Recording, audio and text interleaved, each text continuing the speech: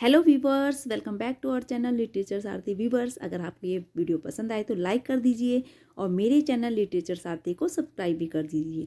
तो आज का टॉपिक है हमारा राधा कृष्णन आयोग।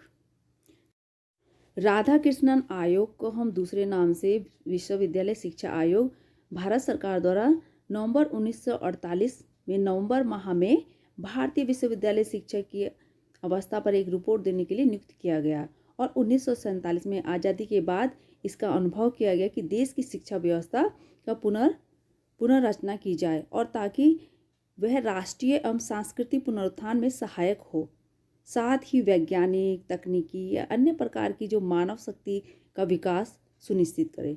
तो इस आयोग के जो अध्यक्ष बनाया गया उनको बनाया गया डॉक्टर सर्वपल्ली राधाकृष्णन जी को बनाया गया।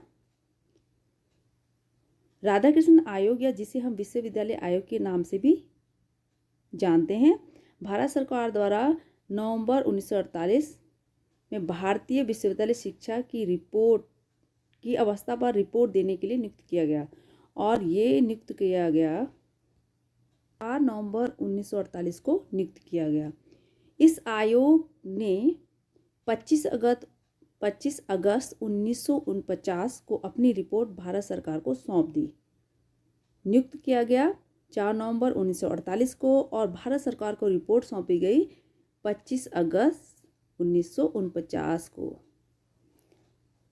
डॉक्टर राधाकृष्णन इस आयोग के अध्यक्ष थे, ये बार बार आपको बताया जा रहा है, इसलिए इसे राधाकृष्णन आयोग कहा गया जाता है और इसे विश्वविद्यालय आयोग भी कहा जाता है। किसको? राधाकृष्णन आयोग को।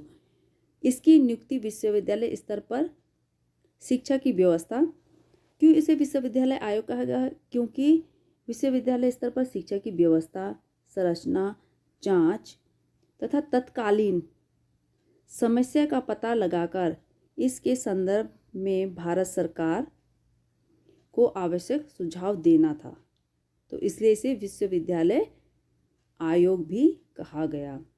जांच के विषय इस प्रकार से हैं, इसमें कौन से?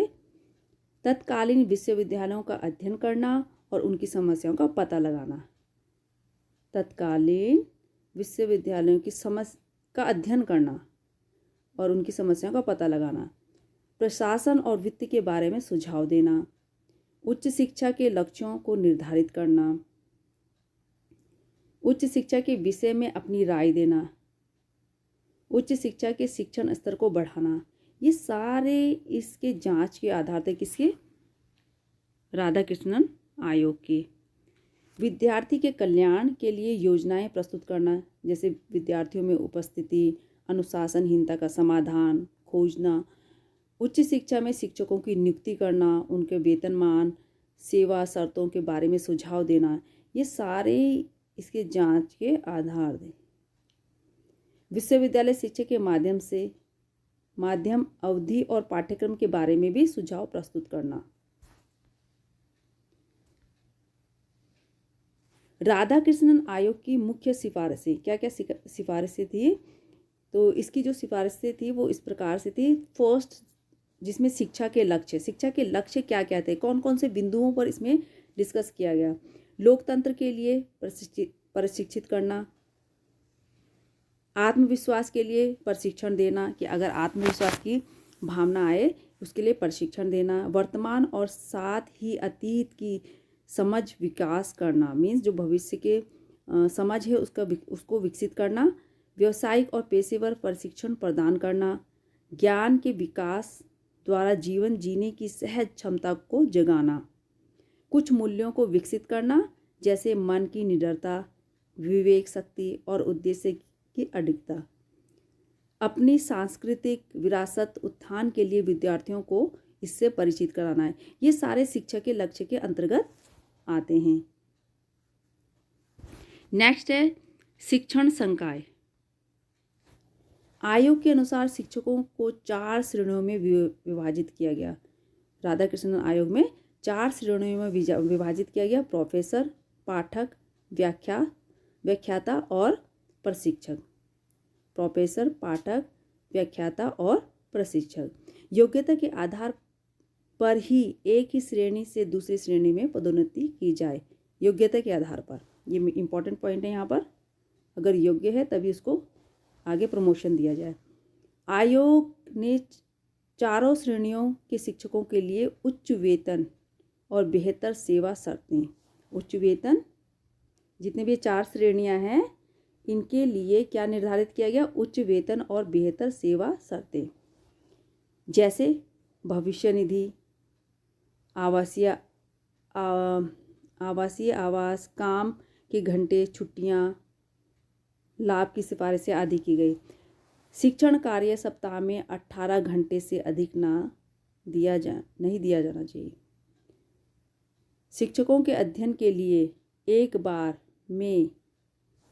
में या 1 वर्ष का, जितना भी उनका अध्ययन काल है, जितना भी जब तक वो पढ़ा रहे हैं तब तक एक बार उनके संपूर्ण सेवा काल में 3 वर्ष का अवकाश दिया जाना चाहिए उनके अध्ययन के लिए। सेवा से अवकाश की उम्र 60 से बढ़ाकर 64 वर्ष कर दी गई। नेक्स्ट हमारा है, ये तो शिक्षण संकाय में सारे बिंदु थे जिस पे चर्चा हुई। और नेक्स्ट है हमारा शिक्षण का स्तर।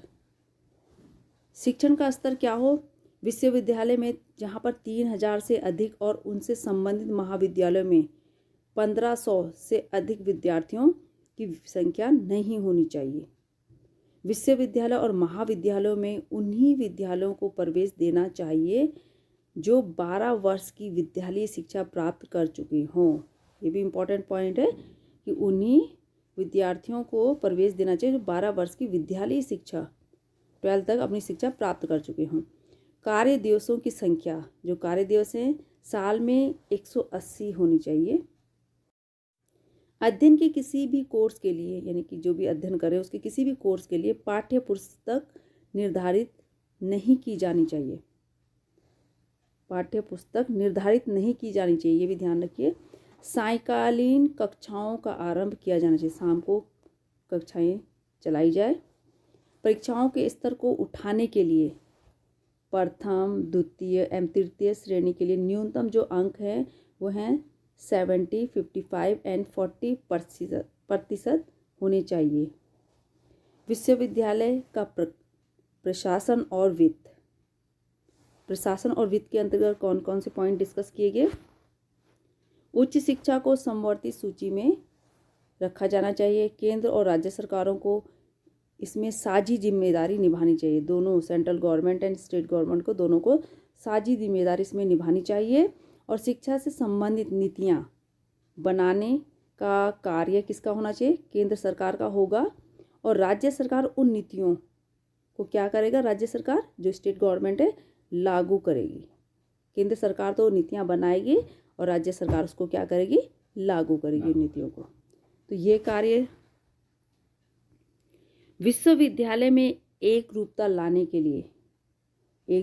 लिए क्या होगा, महाविद्यालयों और विश्वविद्यालयों को अनुदान प्रदान करने के लिए विश्वविद्यालय अनुदान आयोग की स्थापना की जानी चाहिए। Means UGC, university grant commission की स्थापना की जानी चाहिए। विश्वविद्यालय शिक्षा की संरचना और संगठन। उच्च शिक्षा 3 स्तरों पर आयोजित की जानी चाहिए। इसके अकॉर्डिंग 3 स्तरों पर आयोजित की जानी चाहिए।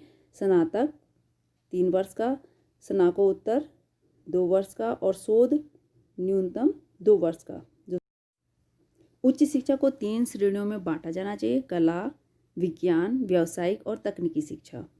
कला, विज्ञान, व्यावसायिक और तकनीकी विषयों के लिए विश्वविद्यालय में अलग अलग विभाग खोले जाने चाहिए। अलग अलग विभाग, ये भी इसका इम्पोर्टेंट पॉइंट है।